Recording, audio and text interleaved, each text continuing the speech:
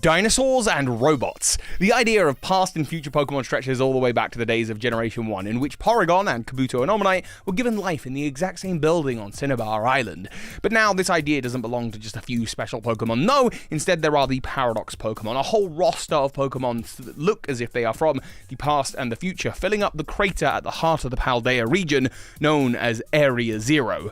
Their biology and what we know about them suggests that they could be as old as 1 billion years, or from 1 billion years in the future. They change what we know about the history of the Pokemon world, if what we know about them is to be believed. Because I did a number of videos on this topic last year, so did a whole bunch of other YouTubers, and people talked about it on Twitter and on Discord. And no matter where you go, when you talk about Paradox Pokemon, the same comment comes up time and time again. Yeah, but the history about them can't be factual because they're not really real. No, Toby, don't you know that these Pokemon were created by the imagination of Professor Sada and Professor Turo? Except, hang on a second. No, look, it says it right here. Heath's team even took photographs in the Scarlet and Violet book. You can literally see these Pokemon existed 200 years ago. So how could they be created by the imagination of today? Maybe it's something to do with the time machine? Is the time machine a time machine or some kind of imagination dream machine? When taking on this topic, I thought it was going to be really straightforward, just to make a pros and cons list, a real or fake list. I thought this would be no big deal at all. But it turns out that's just the A plot of this video, because when I jumped in a call with fellow Pokemon theorist and YouTuber SB we found out that no, there is a whole big missing puzzle piece that tells the entire story and explains exactly where Paradox Pokemon come from, and it's to do with the 3rd disc legendary Pokemon, but I'm getting ahead of myself. Hey Toby, in fact, we're so confident in our assessment that we're even willing to say spoiler warnings here for the DLC, because it connects in so well with everything laid out to us in this and other Pokemon games. I would say we are 100% sure that at least 90% of this is correct. Are you ready, Toby? Oh, I'm ready. So I thought the easiest way to tackle the question on the thumbnail was to make a simple sort of pros and cons list, a real or fake list, dividing up the evidence that suggests that these Pokemon really are truly biological and have ancestry in the Pokemon world, or whether they're some kind of imaginary being. So let's start with the evidence that suggests these Pokemon are real, because at first it seems so simple. In the game, Sada and Turo are working on a time machine, a technology that we know exists in the world of Pokemon. Bill from Generation 2 has his time capsule trade machine, and a character in Generation 5 who gives you the cell battery is eager to make a time machine. And actually, based on how the Pokemon timeline lines up, Sada and Turo successfully completed theirs around the same time that this Gen 5 dialogue happened, so I wonder if there could be a connection there. This happening 10 years before the events of Scarlet and Violet. They do it. They create a time machine, and by sending Master Balls through, they're able to catch Pokemon that appear to be of the ancient past and far future. The game calls it a time machine, they call it a time machine, their AI counterparts call it a time machine, and all of the research notes across both labs suggest that yes, they are in fact making a time machine, and of course the Pokemon that return to them from the past and future, if they really are the past and future, are exactly what you'd expect for a past and future set of Pokemon. Pro or real number 2. You know by now Roaring Moon looks like Mega Salamence. And if you've seen the video on Lumio's post channel, you'll know that Mega Aerodactyl refers to the fact that it is the closest to what Aerodactyl would have looked like, meaning the forms of Mega Pokemon really represent what Pokemon may have looked like in the past. With fossil Pokemon, it's a bit different due to the resurrection machine guaranteeing the rock type, and so changing the form a little bit due to the changing of the genetic structure of the Pokemon. However, Mega Salamence and Roaring Moon are stated in the games to look like each other.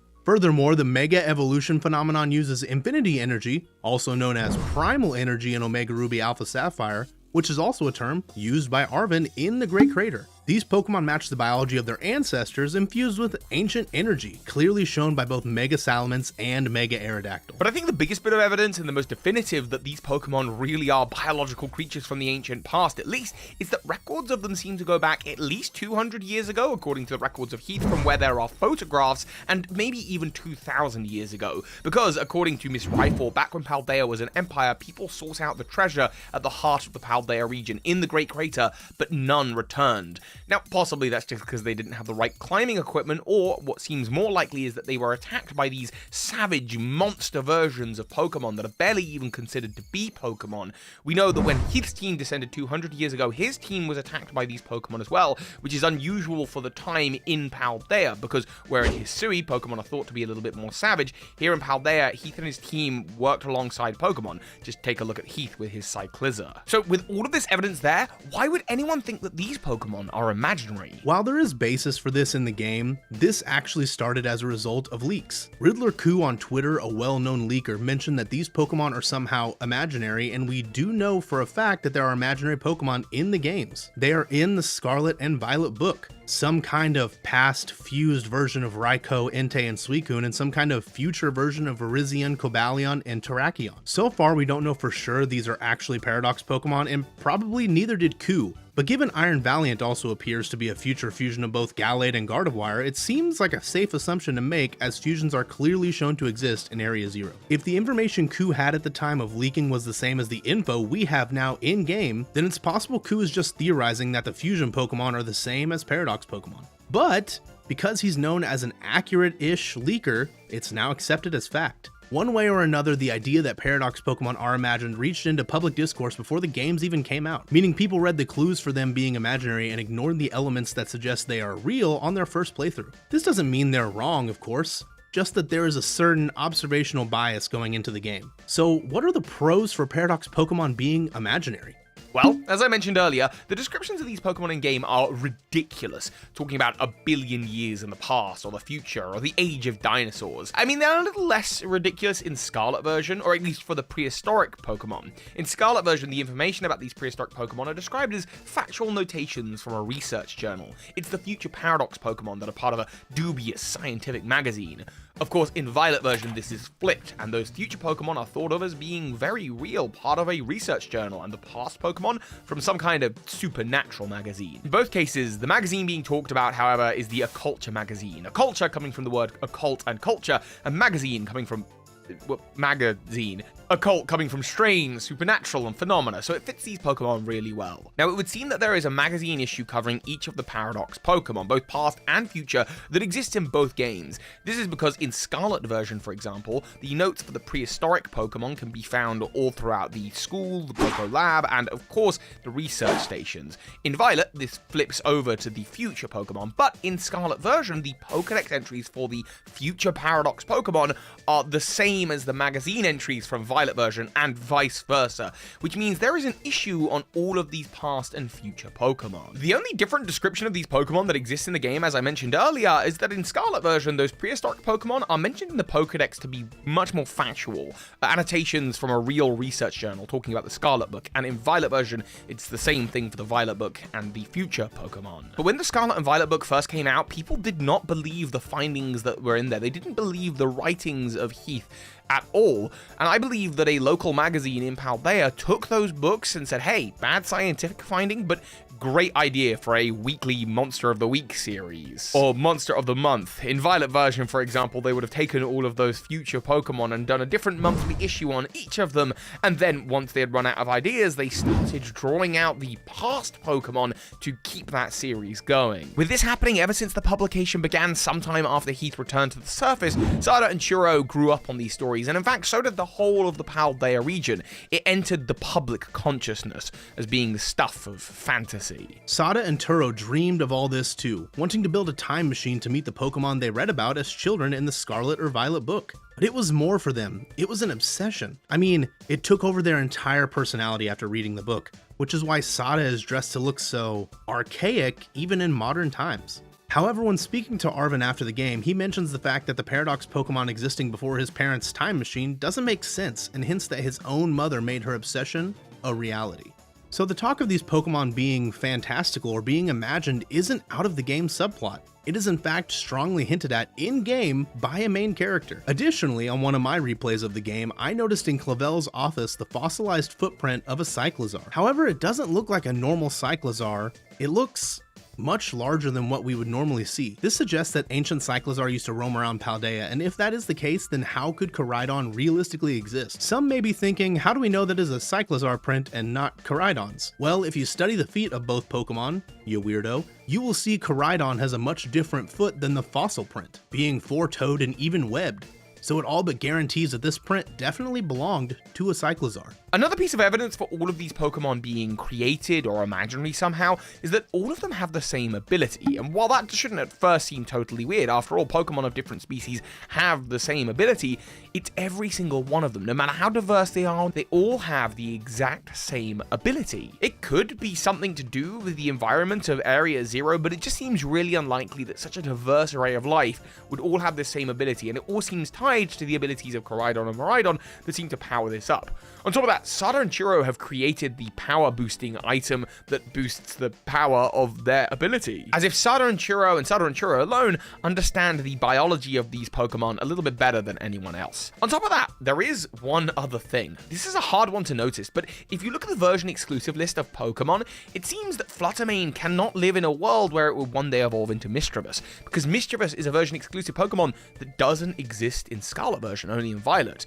The same is true for, say, Iron Jugulus. How could a Hydreigon have evolved eventually over time into Iron Jugulus if Hydreigon doesn't live in the world of Pokemon Violet, it only lives in the world of Pokemon Scarlet? This is also true for Tyranitar and Iron Thorns and Salamence and Roaring Moon. And the final big bit of evidence that feels like a nail in the coffin that these Pokemon are absolutely imagined is when you look to the Scarlet and Violet book, you see these two creatures, for which we don't have names yet. In Scarlet version, it's the combination of Raikou, Entei, and Suicune, which I will call the legendary beast for now, and Virizion, Cobalion, and Terrakion, the Swords of Justice, that I'll call the legendary future sword for now. And these Pokemon are directly stated as they've been drawn to be imaginary. So if these Pokemon are also Paradox Pokemon, which we don't know for a fact yet, but if they are Paradox Pokemon, then that would stand to reason that all of the other Paradox Pokemon are also somehow the creations of the imagination. At this point in the video, I was just going to leave the pros and cons list, the fake or real list, up on screen for you to make up your own mind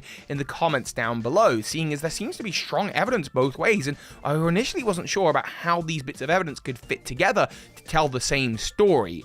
But like I say, this is just the A-plot. And when we uncovered what we're going to talk about next, it changed everything and brought these bits of evidence together to make one cohesive story that explains everything. What's coming in the future flipped everything on its head.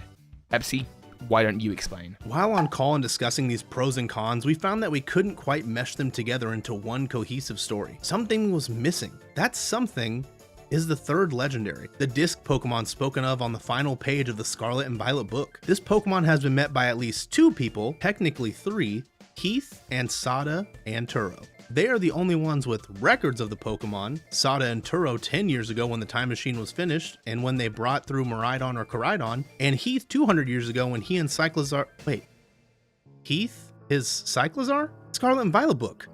They're covers. This is it. This makes sense. This is how it all comes together. Okay, it's time. Let's take it from the top. Allow us to run through the story here beat by beat, and we have it all explained. The Pokemon are both real and imaginary, not ancestors or descendants to modern Pokemon though, but Sada and Turo didn't make them and neither did Heath. Heath just shows us how they are made. Okay, are you ready? Let's get into it. Take it away, Toby. 3,000 years ago in Pokemon canon, there was a war unlike any other. Mentions to this war and its ripple effects can be seen all across the recent generations of Pokemon. You've heard it all before, from Melmetal disappearing 3,000 years ago after turning giant, to Eternatus being brought down from the sky and causing the darkest day. Meteorites fell down on the Hoenn region 3,000 years ago, and they've continued to fall down every 1,000 years since then. And of course, this was all probably caused and the result of the war. AZ's war 3,000 years ago against his brother, who wanted the Kalos region for himself. We don't know whether he was a rival king of Kalos or the king of another region going to war, but this war was huge, and what was created after AZ's Floette passed away was the ultimate weapon.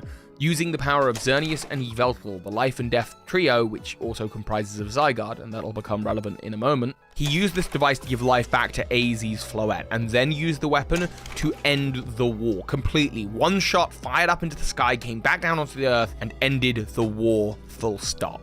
This blast must have been powerful enough, I'm sure, to create Area Zero. Mrs. Ryfort says the crater was 1,000,000 years old. However, this seems to be a guess or over-exaggeration for flair, or even possibly a lie to hide something bigger. Plus, dating the crater may be difficult due to the timey-wimey nature of it. Additionally, there are far too many Kalos connections in this game, which I'm sure Toby will talk about in a future video. It stands to reason though this would be the impact point that ended the war. Paldea as a region is relatively sparsely populated, with communities separated by vast open land, unlike any other region to date in Pokemon. I mean, there are a few ruins of castles, forts, and watchtowers from a time before these cities, but the oldest intact building still standing is only 800 years old. So what gives? Well, we believe that the king of Paldea, potentially AZ's brother, had a partner Pokemon, and this partner Pokemon was this third legendary wearing a crown upon its head. It definitely gives an aura of royalty with the cloak and crown shown in the art, and definitely ties into Zygarde with its snake-like head and hexagonal patterns or crystals. You can clearly see the connections to Zygarde, and given Zygarde is the master of the Life and Death trio, which connects to the ultimate weapon fired upon, likely, Paldea, I suspect this Pokemon and Zygarde are somehow cross-generational counterparts, or even crazier brothers like AZ and his brother at war in the Paldea region. AZ ended the war by blasting the life force of Pokemon in the air and back down on Paldea, where the impact landed and, as you all likely know by now, created Ground Zero in Paldea. Ground Zero is described as being the explosion or impact site of a meteor or detonation. This and AZ are where Area Zero gets its name, and this devastated the once centralized city of Paldea, blasting the region back to the Stone Age and ending the war. A blast so powerful it may well have blasted this third legend into another reality or dimension, not too dissimilar from opening an Ultra Wormhole like we see in Ultra Sun and Ultra Moon, or a regular wormhole like we see in ORAS, both of which are manipulated by this very energy. So the blast did so much damage to the third legendary and the point of impact that it created a portal or wormhole to another point in space and time. It's at this point that the story of modern Paldea truly starts. There's no history of Paldea before 2,000 years ago, and that's because after being absolutely obliterated with very few people and relics surviving, it took 1,000 years before Paldea could even re-establish itself into what it would call an empire. And all the while, there was something down in the crater, some kind of drive calling people to seek out the treasure within. Promises of treasure at the heart of the Great Crater, or perhaps even a paradise referenced by Sada and Turo in their AI form. Anyway, at this point, the Empire wasn't much of an empire. Instead, it was a group of different factions with different rulers and emperors who fought against each other, all of them going for the treasure at the heart of the Great Crater, and no one returning. 800 years ago, they finally decided that if they were going to get down and get the treasure at the heart of the crater, they were going to have to unify, and so an event called Unification happened. This is when the school was built, and under the banner of education and learning, not warring, they were able to establish what would become the modern-day Paldean region. But even with this vast sharing of knowledge in the school, it would still take 600 years before Heath and his team would finally descend into the crater and have a successful expedition. When Heath and his team descended, they were attacked by a Pokemon that seemed monstrous, but this was very unusual in this region. We know that 200 years ago, this was normal in other areas like Hisui, as I mentioned earlier, where Pokemon are described to be more savage, but here in Paldea, people and Pokemon were already working together side by side. Heath had his Cyclizar, and much of his team had Pokemon as well, so these Pokemon that were attacking them were unlike any others, and they were documented as such. Heath still continued his descent, and he was given all sorts of strange revelations. He had a conversation with someone and ended up with notes of his own writing that he didn't remember making. A metal tablet was found, made of a metal that was beyond modern science, with inscriptions that don't quite make sense. And his sketch artist, inspired by the creatures that they found down there, imagined Pokemon that wouldn't even exist yet. This combination of Raikou, Entei, and Suicune.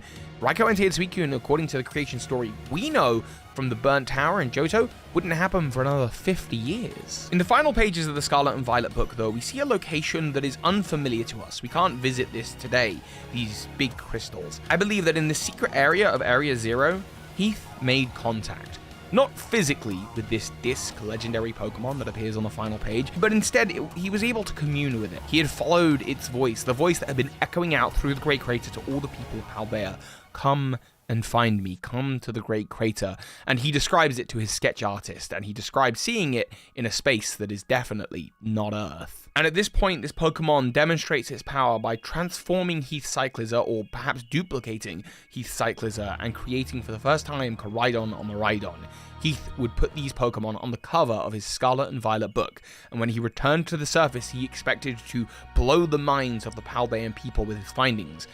But his findings were ridiculed. And after doing the rounds, it was decided that this was the work of fantasy, not the work of real scientists, and a culture magazine picked it up and started doing issues on the creatures that were found within the crater. These creatures entered the public consciousness, but sure enough, this is the very thing that would make those Pokemon become real. Sada and Turo now believed in the Paradox Pokemon and made their way into the crater to do their research, and 10 years ago completed both the Terra Orb and the Time Machine. They of course encountered Paradox Pokemon down there, but once the Time Machine was made, they brought through more, released them, and even brought through the previously made Koraidon or Miraidon to live in the present. Of course, at the end of the game, after you beat Sada or Turo, AI Sada goes to live in the past and AI Turo to the future. But even in their opposite version games, Sada or Turo is missing, but it seems they likely traveled to the past for Sada, and in Scarlet version, the non-AI Turo goes to the future, as it says they left long ago and left Arven with only one parent. This ensures there is both at least one version of both Sada in the past and Turo in the future. AI or real, both times have one of Arven's parents. With this occurrence, Turo could go to the future and send the plate with metal from science beyond our understanding back in time with the engraving on it, that is the instructions for the time machine in the first place, and Sada in the past would bury it at Area 0 for future Heath to find. These past Sada and future Turos in both timelines could very well be who is sending back their captured Pokemon into the time machine to make the machine work like the professors wanted. There is also the fact that besides just sending Pokemon to present Sada and Turo, both professors would use the time machine to send Pokemon into the past, once again making these Pokemon for Heath to find in the crater to photograph and sketch and make the Scarlet and Violet book. You see, those dreams of meeting Paradox Pokemon are after all what has got them working on the Time Machine project, and of course, that meant they'd get together and Arven would be born. In order to ensure that this happened, these Paradox Pokemon needed to exist to get Heath involved and create that interest in their present day selves. But the initial Paradox Pokemon, where did they come from? That's why it's a paradox, just like Paradox Pokemon. It is a bootstrap paradox. They have no origin point, or their origin is because of a god in the machine, if you will, which is the third legendary Pokemon taking the imagination of Sada, Turo, Heath, and the collective consciousness of the people of Paldea to create these Pokemon. This third legendary sees the wishes or dreams of the Paldean people and can create things to achieve that, including making Paradox Pokemon. Once the initial Paradox Pokemon is created at any point in the timeline, boom! The paradox occurs and is a never-ending circle. Not to mention that a king Pokemon that can see into the future isn't odd or rare either. It's one of the many references the Crown Tundra makes to this generation with Calyrex, a legendary Pokemon king that can see through time. All this said, the first Paradox Pokemon in the crater appeared either by way of Sada and Turo sending them back in time, or created at the time of impact by the third legendary, as it was hit with immense infinity energy. This creation of the Paradox Pokemon by the legendary due to the wishes of people like Sada and Turo, and then the fact that these Pokemon are sent to the past by Sada and Turo to make themselves obsessed with them in the future so they can wish them to be true, so the third legendary creates them, is a never-ending loop. It's a true paradox, don't you see it? This is why these Pokemon are Paradox Pokemon, created by the all-powerful third legendary with a plan. So the question then becomes, what does this Pokemon want? Why? Why is it doing what it's doing? Why has it been trying to get people to enter the Great Crater? Why did it want Heath to go down there? And why did it want Sada and Turo to create a time machine? Well, it didn't. But in creating the time machine, Sada and Turo also achieve something else. They create the Terra Orb. It seems to me that this legendary Pokemon is stuck in a reality outside of ours as a result of being struck by the ultimate weapon 3,000 years ago. It took 1,000 years for the Paldean Empire to eventually reform. It took a longer time for a successful expedition, and then with those stories it would inspire Sada and Turo to eventually pursue the time machine, and of course, the Terra Orb. It's looking for a way back into reality, and I believe the Terra Crystals and Terra Pokemon battles are its way of doing so. Because look closely at Terra Pokemon battling. All of the Pokemon, when they terrestrialize, have hexagons on their head with eyes, which, by the way, are not too dissimilar from the Zygarde cells that make up Zygarde, another connection between these two Pokemon. Including, of course, the hexagonal patterns that appear all over them, the snake-like face that they can both have, and the crowns that can appear on both of their heads. I believe that they were brother Pokemon at war at some point. For this disc legendary Pokemon, it's using the crowns, it's using the crystals to observe the Pokemon world. and those observations are represented in the Terra Crowns themselves that represent humanity over the last couple thousand years. Axes, boxing gloves, temples, the earth as seen from above, light bulbs. All of these very unnatural things that appear on the Pokemon's head are because they're the observations of this disc legendary Pokemon who is looking and watching the earth, hoping to find a way back into reality. Perhaps enough Terra battles will create enough Terra energy for it to reopen a wormhole and come back to Area 0. By the way, given the similarities between Zygarde and this disc Pokemon, it also reminds me of the similarities between Zygarde and Guzzlord. I wonder if Guzzlord is some other version of this Pokemon blasted through to a different reality, to Ultra Space. Anyway, whatever the case, this disc Pokemon wanted Heath as part of its plan because it needed Heath to inspire the Paldean people to think about these mystical paradox Pokemon. This, of course, would inspire Sada and Turo, who would then pursue those Pokemon and pursue the Time Machine. And in doing so, they would put the power of terrestrialization into the hands of Pokemon trainers everywhere so it could increase its own presence in the region. But this means that its plan isn't yet finished, and I believe that's what we'll see in potential future DLC. We'll see the imaginations of those beasts and the swords of justice. We'll see them as the next part of its plan. Because as much as it needed Heath to go down there to talk about the Paradox Pokemon to inspire the Paldean people, it also needed Heath's sketch artist to go down there, who would create these Pokemon for some other region. And all of that ties into exactly what dimension this Pokemon has been residing in. Espy?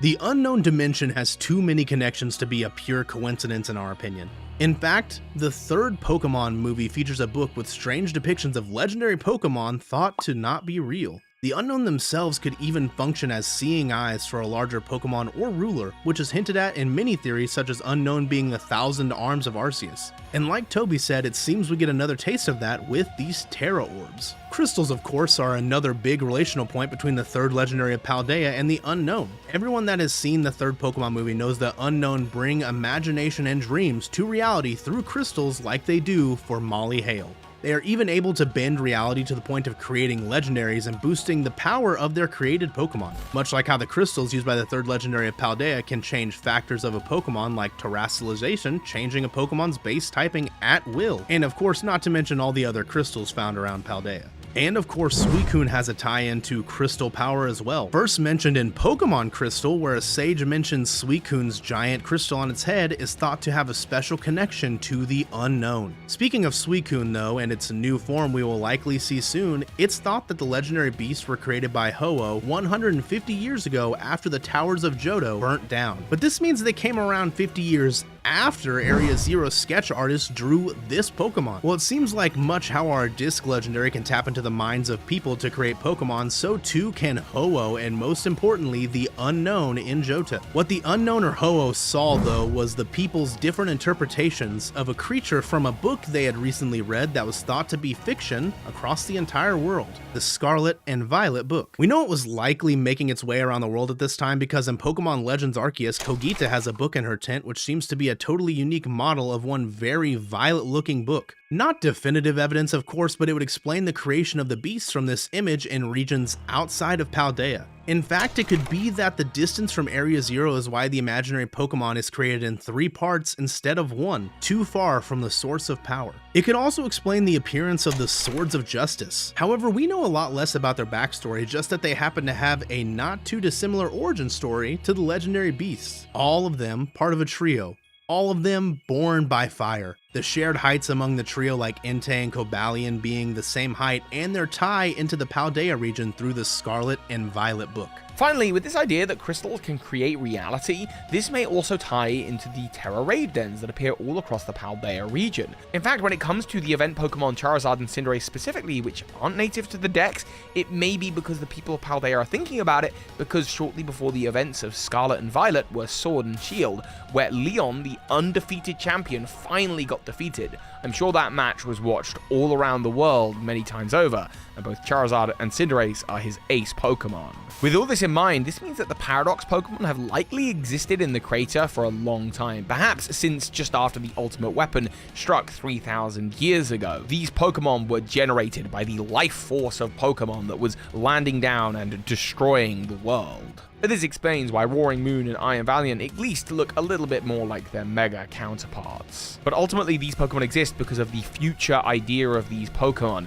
and of course the Pokemon ultimately also being sent back in time by Sada and Turo in the future. They exist because they exist, which is why they are paradox Pokemon. They are biological though, and they do date back to potentially up to 3,000 years ago and at least 2,000 years ago. They do have biology that mimics the real counterparts of these Pokemon that do definitely exist. But they certainly don't share a direct ancestry with these Pokemon. They're kind of like convergent evolution, which of course is referenced for the first time properly in this generation, with convergent evolution being a thing.